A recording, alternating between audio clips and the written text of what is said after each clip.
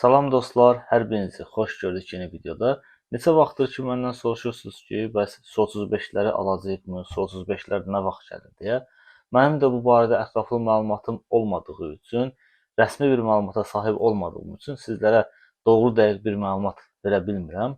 İstəmirəm sizi boş-boş xəbərlərlə, boş-boş pafoslu xəbərlərlə aldadım. Amma sizləri də çox maraqda saxlamamaq üçün kiçik bir araşdırma etdim. Həm yerli xəbər saytlarında, həm də xarici xəbər saytlarında və yeni məlumatlara rast gəldim.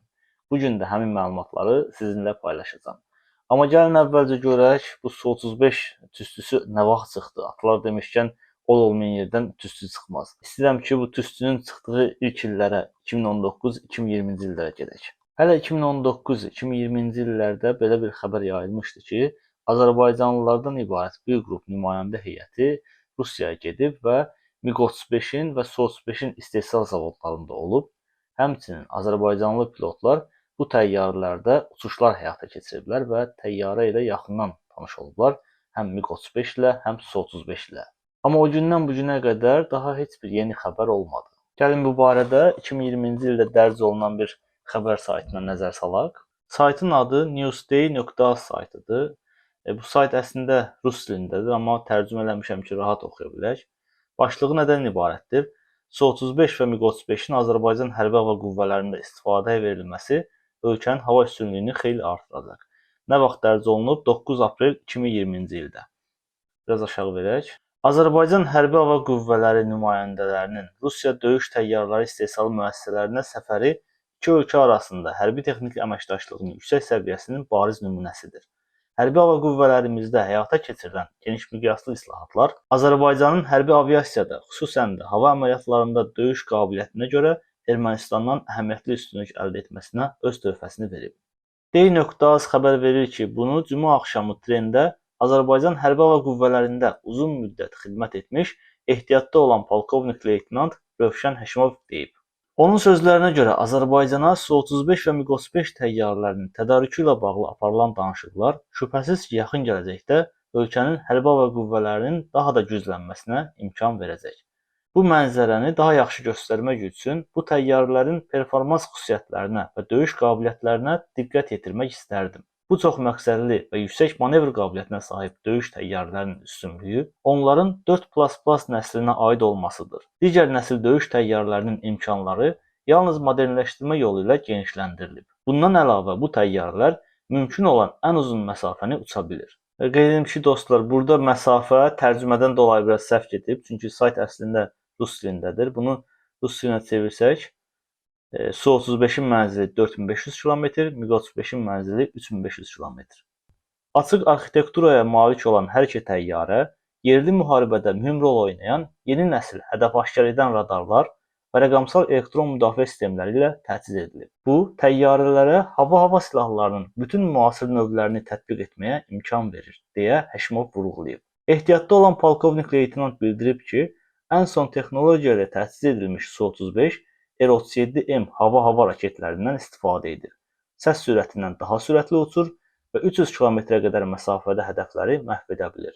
Bu, Su-35-də 12, MiG-35-də isə 9 sərt nöqtə var, yəni asqı nöqtəsi. Onlar düşmənin hava hücumundan müdafiəsinin döyüş zonasına daxil olmadan dəqiq silahlarla yer və yerüstü hədəflərə effektiv zərbələr endirməyə qadirdir. Bu hissədə Su-35-in silahlana bildiyi raketlər göstərilib, raket və aviabombalar. Aşağıda isə qeyd olunur. Azərbaycan hərbi hava qüvvələrinin arsenalına müasir Su-35 və MiG-35 döyüş təyyarələrinin əlavə edilməsi qoşunlarımıza hava dəstəyini əhəmiyyətli dərəcədə artıracaq və düşmənin qurudakı hərbi və strateji hədəflərini məhv etməyə imkan verəcək, deyə Həşimov bildirib. Qeyd edim ki, dostlar, dünənə qədər MiG-35-in alına biləcəyi barədə də xəbərlər var idi, amma deyəsən MiG-35 layihəsində gecikmələr baş verib. Müharibə səbəbilə deyəsən ruslar bu layihə üzərində işləyə bilmirlər, lazımi qədər vaxt ayıra bilmirlər. Ona görə də bu layihəni hələlik deyəsən bir qırağa qoyublar. Əsas üstünlüyünü Su-35-ə veriblər və bu yaxınlarda Su-35-lərin Su-35S modelinin müəyyən partiyasını da istifadəyə alıblar. Bir digər sayt isə defenseya.com saytıdır, xarici saytdır və bunu Azərbaycan dilinə tərcümə edək ki, rahat oxuya bilək. Başlıqda yazılır. Rusiyalı hərbi analitik Su-35-lərin Azərbaycana potensial satışını vurğulayır. Xəbər aiddir 10 aprel 2025-ci ilə, yəni bir neçə ay əvvələ aiddir. Azərbaycan və Rusiya arasında hərbi əməkdaşlıq daha da inkişaf edə bilər. Belə ki, Rusiyalı müdafiə ekspertləri Bakının Su-35 qırıcıları və müasir hava hücumundan müdafiə sistemləri almasını təklif edirlər. Moskvada yerləşən Xəzər Strateji Araşdırmalar İnstitutunun direktoru İqor Karatsenko Azərbaycanın dövlət televiziya kanalı ASTV-də çıxış edərək, belə bir satın alma baş verərsə, Azərbaycanın müdafiə qabiliyyəti üçün potensial faydaları qeyd edib. Yəni potensial faydalarının olacağını qeyd edib. Karatsenko bəyan edib ki, Rusiyanın Birləşmiş Aviasiya Korporasiyası tərəfindən hazırlanmış 4++ nəsil çoxməqsədli Su-35 qırıcısı Azərbaycana təklif oluna bilər. O, 2 eskadronun əldə edilməsinin ölkənin hava məkanını qorumaq və xarici təhdidlərin qarşısını almaq qabiliyyətini artıracağını iddia edib. O, həmçinin qeyd edib ki, S-400 kimi uzunmənzilli hava hücumundan müdafiə sistemləri, Buk M3, Modul Tor M2 kimi orta və qısa mənzilli sistemlərlə birlikdə Azərbaycanın ümumi hava hücumundan müdafiə şəbəkəsinin gücləndirilməsinə töhfə verə bilər. Karatsenko, Tor M2-nin potensialını, xüsusən də onun sürətli yer dəyişməyə imkan verən modul konfiqurasiyasını və geniş spektrli hava təhdidlərinə qarşı durmaq qabiliyyətini vurğuladı. Bakı və Moskva arasında yekun razılaşma ilə bağlı rəsmi açıqlama verilməsə də, keçmiş hadisələr hərbi texniki əməkdaşlığın davam etdiyini göstərir. 2020-ci ildə Azərbaycan Hərbi Hava Qüvvələrinin nümayəndə heyəti Rusiyanın Su-35 və MiG-35 təyyarələri istehsal edən hərbi sənaye müəssisələrində olub. Bu səfərlər zamanı Azərbaycanın şəxsi heyətinə bu təyyarələrin performansı, silah sistemləri və əməliyyat tələbləri barədə məlumat verilib. Rusiya nümayəndələri isə Azərbaycanın tələbatına uyğun olaraq döyüş təyyarələri verməyə hazır olduğunu bildiriblər. Bu da həmin zavodlara olan səfərdən şəkillərdir. Əsas partlayış xəbər bu saytdadır dostlar. Qeyd edim ki, keçdiyimiz günlərdə Cənab Prezident İlham Əliyev Tacikistana səfər etmişdi Vladimir Putinlə görüşməyə və bu görüşdən sonra belə qeyri-rəsmi xəbərlər yayılmağa başladı. Bu xəbər nədən ibarətdir? Tacikistanın paytaxtı Düşənbədə Azərbaycan və Rusiya prezidentləri arasında keçirilən görüşdə Rusiya istehsalı olan Su-35 qırıcılarının Azərbaycana tədarükü məsələsi müzakirə edilib. Crossmedia.az saytı xəbər verir ki, Azərbaycan 45 ədəd Su-35 təyyarəsi almaq niyyətindədir.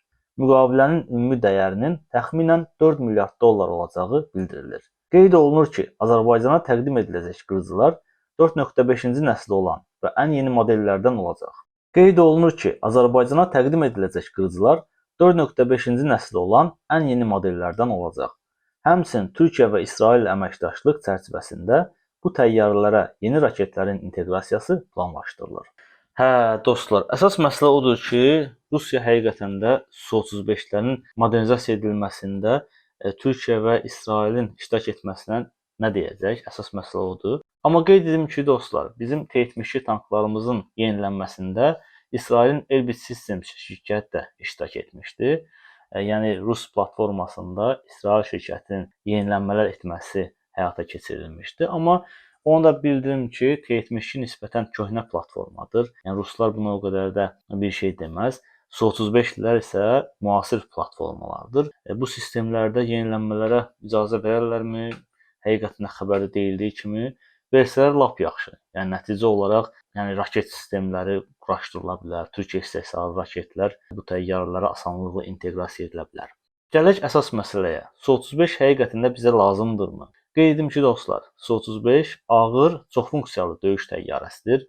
Həm hava-hava döyüşləri üçün, həm də yer hədəflərinin məhv edilməsi üçün dizayn edilib. Və Su-35S modelində 5-ci nəsil avionik sistemlərdən istifadə edildiyi bildirilir. Yəni 4.5-ci nəsil səviyyədə olduğu qeyd olunur. Amma Su-35'lər uzun mənzilli döyüş təyyarələridir. Yəni həm uçuş xərci çoxdur, həm onların texniki baxış xərci çoxdur. Amma məncə məntiqi olmamalıdır ki, kiçik ölkə isə təyyarələrimiz də kiçik olmalıdır. Bəlkə sabah elə əməliyyatlar olar ki, o əməliyyatlarda uzun mənzilli döyüş təyyarələri lazım olar. Blinker ailəsinin ən müasir və supermanevr qabiliyyətinə sahib bu döyüş təyyarəsi mənim ən sevdiyim döyüş təyyarəsidir. Həm görünüşünə görə, həm manevr qabiliyyətinə görə mənim favorimdir. Ki, kimsə gəlib bunu Rusiya ilə əlaqələndirməsin ki, Afrika istehsalı olsa belə onu bəyənəcəkdim. Görünüşü yırtıcı görünüşüdür. Sürəti həmçinin, manevr qabiliyyəti də həmçinin.